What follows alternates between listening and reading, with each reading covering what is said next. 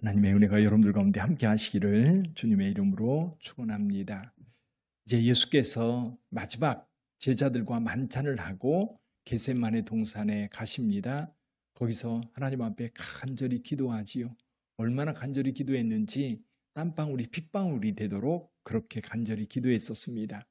왜냐하면 죽음을 앞에 놓은, 죽음이 앞에 기다리고 있는데 얼마나 인간 예수님은 힘들고 고통스러웠겠습니까? 기도하고 그리고 체포되어 먼저는 가야바의 집, 지금은 이제 칼리칸투라고 그래서 베드로 통곡교회라고 하는 교회가 있거든요. 그 지하에 보면 이 감옥이 있습니다. 아마도 예수님께서도 그 감옥에 잠깐 갇혀 있었을 것으로 봅니다. 거기서 가야바가 이제 예수님을 신문하지요. 예수님을 신문할 때에 사실 증거가 없어요. 많은 사람들이 증거를 얘기하지만 합당한 증거가 없는데 가야바가 내가 그리스도냐, 내가 하나님의 아들 그리스도냐 라고 물을 때에 예수께서 자기가 바로 그렇다라고 이야기할 때에 신성모독이라고 외치면서 자기 옷을 찢고 그리고 예수를 사형 판결, 그들 나름대로의 사형 판결이죠. 판결을 내립니다. 그리고 자기네들은 사형을 집행할 권한이 없기 때문에 사형 판결을 이제 정치적으로 받아내기 위해서 예수를 데리고 어디로 갑니까? 빌라도의 법정으로 갑니다. 그래서 빌라도에게 재판을 요구하게 되지.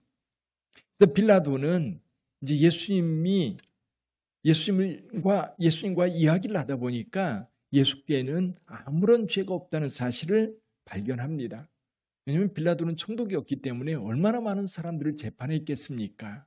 많은 재판을 했고 그리고 많은 죄인들의 태도라든지 또 거짓말하는 거라든지 그리고 사람들이 서로 싸우면서 이 죄를 성사시키려고 하는 사람이 있고 무죄라고 주장하는 사람이 있고 그런 많은 사람들 가운데 판결을 해왔던 사람이 빌라도입니다. 그러다 보니까 예수님과 몇 마디 얘기해 봐도 이 사람이 죄가 없구나. 이건 시기심 때문에 넘겨진 거구나. 금방 알 수 있었습니다. 그래서 빌라도는 나름대로 예수를 좀 놓아주려고 애를 씁니다. 그 중에 한 가지 방법이 뭐였느냐면 명절 때는 이제 죄수 하나를 놓아주는 관례가 있었는데 이 빌라도는 순진한 생각으로 이 예수를 백성들이 놓아달라고 그렇게 얘기할 거라고 기대를 했던 겁니다. 자기가 판결하는 것을 사람들이 자기의 생각을 이제 무리들이 받아들이지 않으니까 그들의 생각으로 이제 예수를 놓아주려고 했는데 오히려 그들이 예수를 십자가에 못 박으라 외칩니다. 그러다 보니까 밀란이 날까 두려워서 결국 빌라도는 군중의 소리에 밀려서 예수를 십자가에 못 박도록 내어줍니다. 그래서 저는 그리고 나서 십자가에 이제 달리게 되고 그리고 주변에 멀리서 여성들이 갈릴리에서부터 온 여자들이 그 모습을 지켜보는 그런 장면들이 오늘 본문에 기록되어 있습니다. 그리고 십자가에 달렸을 때 2명의 강도가 있었고요. 또 예수님께서 엘리 엘리 라마 사박다니 하면서 숨지셨을 때에 그의 시신을 빌라도에게 가서 달라고 요구했던 사람 요셉이라고 하는 사람이 있었지요. 그 요셉이 자기를 위해서 판 새 무덤에 예수님을 안장합니다. 이렇게 예수님의 죽음으로 모든 것이 끝난 거예요. 근데 이 끝난 게 아니었습니다. 왜냐하면 여기 대제사장들과 바리새인들은 두려운 거예요. 어떤 게 두려우냐면 평소에 예수님께서 사흘 만에 다시 살아날 것이라고 하는 그 말을 기억하고 있는 겁니다. 특히 성전을 정결하게 할 때에 예수께서 사람들한테 그렇게 얘기했었지요. 이 성전을 헐라 내가 사흘 만에 다시 일으키리라. 이것이 이제 신문한 과정 속에도 나타났던 이야기였습니다. 또 제자들에게 이야기했던 그 이야기가 아마도 다른 사람들에게도 전해졌을 겁니다. 그래서 여기 대제사장들과 서기관들은 예수께서 사흘 만에 다시 살아날 거라고 이야기했다는 사실을 알고 있었어요. 그러다 보니까 그들 생각에는 예수 시신을 훔쳐가고 예수께서 다시 살아났다라고 한다면 더 혼란스러울 수 있으니까 이것을 지키게 해달라. 그러니까 빌라도가 말하죠. 너희한테 경비 비용이 있으니까 너희가 알아서 해라. 그래서 무덤을 인봉하고 지키게 됩니다. 그것으로 모든 것이 끝난 것처럼 보이게 되죠. 자, 그런데 저는 이 말씀을 보면서 이런 생각이 듭니다. 예수께서 십자가의 길을 쭉 가시는 동안 많은 사람들을 만납니다. 여러분들은 누가 기억나십니까? 겟세마네 동산에서 졸고 있는 제자들, 또 예수님을 3번씩이나 부인하는 베드로, 또 어떻게든지 예수를 죽이려고 방법을 찾는 가야바와 이 공회 의원들, 빌라도에게 넘겼는데 빌라도는 공의로운 재판관이라고 하는 나름대로의 자부심을 가지고 있었을지 모르겠지만은 군중들이 두려워서 그냥 예수를 사형 판결에 내어주는 그런 비겁한 사람이기도 하지. 군인들, 왜 예수가 고난당해야 되는지 그 이유도 알지 못한 채 그저 젊은 청년 앞에 세워놓고 조롱하고 때리고 채찍질하고 오히려 그러면서 희덕거리는 그들의 모습. 예수의 십자가를 지고 갈 때 많은 군중들, 어떤 사람은 슬퍼하겠지만 대부분의 사람들은 예수님을 조롱하고 비난합니다. 십자가에 달렸을 때도 마찬가지예요. 그래서 저는 예수께서 십자가를 지고 가는 그 길이 인간의 어떤 죄악, 악함이 다 드러난 사건이라고 봐요. 예수께서 십자가를 지고 갈 때 그 십자가의 의미가 그 모든 사람들의 죄를 다 짊어지고 가는 거예요. 그 모든 사람의 악을 다 끌어안고 가는 거예요. 다만 예수께서 그 십자가의 의미가 뭔지 알고 내 죄를 담당하신 예수 그리스도, 그분을 믿을 때에 죄사함의 용서가 내게 주어진다는 거지. 내 많은 사람들 가운데 여기 한 사람 우리가 좀 살펴보고 갔으면 좋겠습니다. 32절 말씀입니다. 32절 같이 한번 읽어보죠. 나가다가 시몬이란 구레네 사람을 만나매 그에게 예수의 십자가를 억지로 지워 가게 하였더라. 구레네는 아프리카 북부에 있는 도시입니다. 여기는 굉장히 학문도 발달했고 무역도 발달하고 그래서 많은 유대인들이 여기 와 살고 있었다고 그래요. 이 구레네 시몬은 이제 경건한 사람이어서 명절 때 예루살렘에 가서 하나님을 예배하려고 방문을 했던 겁니다. 근데 거기 군중들이 그렇게 많은데 이 베느라고 하는 영화에 보면 그 예수님이 십자가 지고 하는 그 양쪽 계단이라든지 그 옆에 얼마나 많은 사람이 있습니까? 근데 그 중에 군병들이 한 사람을 딱 집어서 붙잡아냈는데 그 사람이 누구였어요? 시몬이었습니다. 그리고 군병들은 예수께서 십자가를 지고 가는데 계속 쓰러지고 넘어지고 그러니까 그 십자가를 시몬에게 지우게 합니다. 예수님 너무 지쳐있기 때문에 걸어가는 것조차도 힘든 상황이었는데 이 시몬이 그 십자가를 대신 지고 갈 때 예수님 그래도 편안하게 골고다 언덕까지 올라갈 수 있었을 겁니다. 저는 여기 억지로라는 말이 있어요. 억지로 십자가를 지는 거예요. 근데 저와 여러분들의 신앙생활에도요, 억지로 짊어져야 될 때가 있어요. 억지로. 나는 원하지 않아. 근데 상황이 나밖에 할 사람이 없어. 또 이런 경우도 있어요. 누군가는 해야 되는데 누가 해야지? 생각해보면 그걸 내가 해야 되나? 정말 하기 싫은데. 그럼에도 불구하고 해야 될 때 있어요.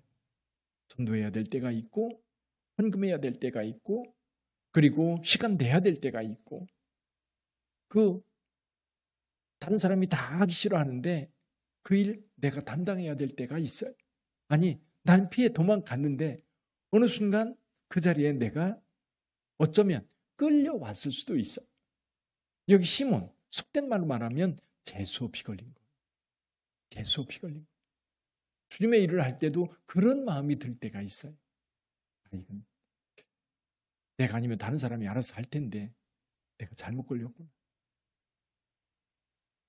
근데 교회 공동체에서 그럴 수도 있고요. 가끔은 주님께서 저를 그렇게 부를 때도 있어요. 너 이거 책임져라.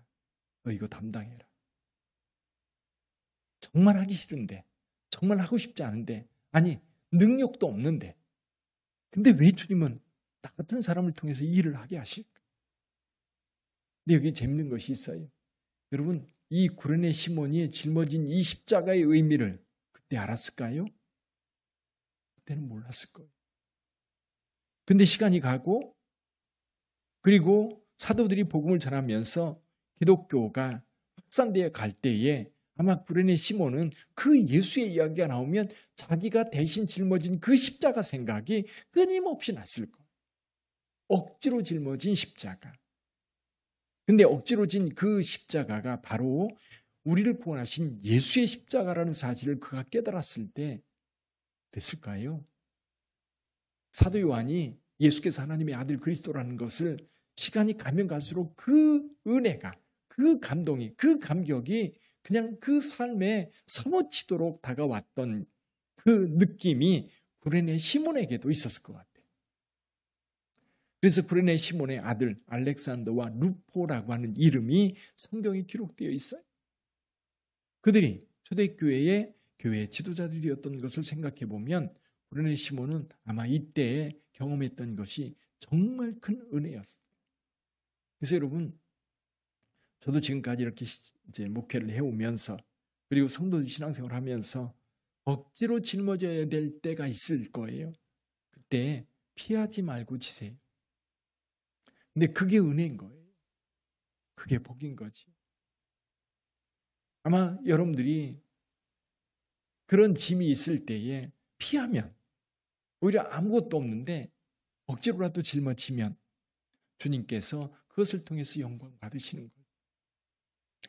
장로복지위원회에서 너무 그 땅을 파는 것 팔고 소송 걸리고 하여튼 너무너무 복잡했었습니다.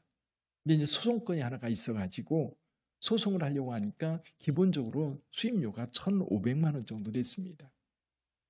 장로복지위원회에서 임원들이 모여가지고 고민하다가 회원교회에게 200만 원 정도씩 요청을 하자. 근데 이걸 돌려줄 수 있을지 없을지 모르지만 요청하자. 그래서 32개 교회에 공문을 다 보냈습니다. 그런데 8개 교회가 응답을 해줬어요. 200만 원씩 모아서 1,500만 원 가지고 재판을 해서 그 재판에서는 승소를 했죠. 자, 그런데 이런 땅 이게 이제 다 정리가 되면서 좀 여유가 생겨서 200만 원씩 다 돌려줬어요. 돌려받을 때 어땠어요? 아이고, 다행이다. 그냥 사라지는 줄 알았는데. 근데 이제 이것이 이제 각 교회로 재산을 분할할 때에 그 기준이 뭐였느냐면 재산 증식, 교회의 재산을 증식하는 것에 쓰인다. 쓴다면 청구해서 주겠다. 우리 교회 같은 건축에 쓰니까 건축비에 대한 예를 들면 우리 교회 같은 경우는 대출을 받았기 때문에 건축비 대출 받는 거니까 명분이 분명한 거예요. 저희 교회는 그렇게 해서 이제 받게 되었는데 그때 200만 원씩 했던 교회에 이 장로복지위원회에 헌신했다는 이유로 그 공헌을 계산해 보니까 한 3,500에서 4천만 원 정도 되는 거예요. 생각해 보면 그때 다른 교회 그 24개 교회는 무슨 생각을 했느냐면 이거 언제 받을지도 모르고 어떻게 될지도 모르는데 우리가 왜 그걸 담당하느냐고 실제로 그렇게 얘기했고 24개 교회는 아무도 반응을 안 했던 겁니다. 근데 그 8개 교회가 반응해서 200만 원이요. 4천만 원이 돼서 온 거예요. 그게 억지로 짊어질 때 주시는 하나님의 은혜인 것 같아요. 하나님께서 교회에서도 마찬가지예요. 교회에서도 여러분, 교회에서 어떤 일이 있을 때 아무도 하려고 하지 않는데 나밖에 할 사람이 없어서 그럴 수도 있고 주님께서 이렇게 몰아가다 보면 결국 나밖에 짊어질 수밖에 없는 그런 상황일 때 우리는 은혜 안에서 기꺼이 짊어지면 주님은 그냥 그것을 잊어버리게 하시는 게 아닌 것 같아요. 그래서 향유옥합을 깨뜨렸을 때 생각해 보세요. 주님께서 뭐라고 말씀하셔요? 복음이 전파되는 곳마다 이 여인의 행위도 이야기하라는 것. 하나님께서 그런 은혜를 우리 빛된 교회에 많이 주시기를 주님의 이름으로 축원합니다. 기도하겠습니다.